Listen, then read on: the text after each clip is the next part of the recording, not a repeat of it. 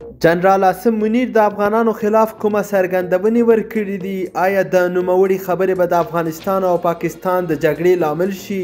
طالبانو یې په وړاندې کوم غبرګونونه ښودلي دي؟ دا ټول راسره په دې ویډیو کې وګورئ، خو مخکې له هغې زموږ چینل درسره لایک او سبسکرایب کړئ.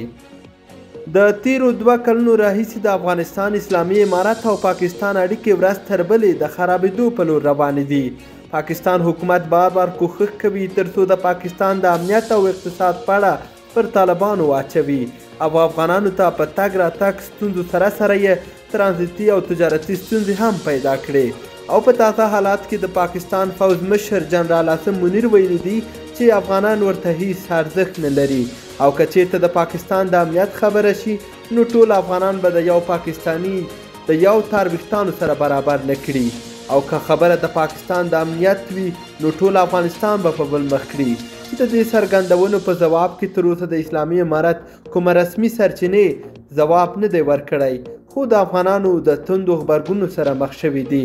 پتمنو لیدونکو، تاسې د عاصم منیر د دغې خبرو په غبرګون کې څه وایاست؟ هیله ده خپل نظرونه مو په کومنټ کې راسره شریک او زموږ چینل درسره لایک او سبسکرایب کړئ.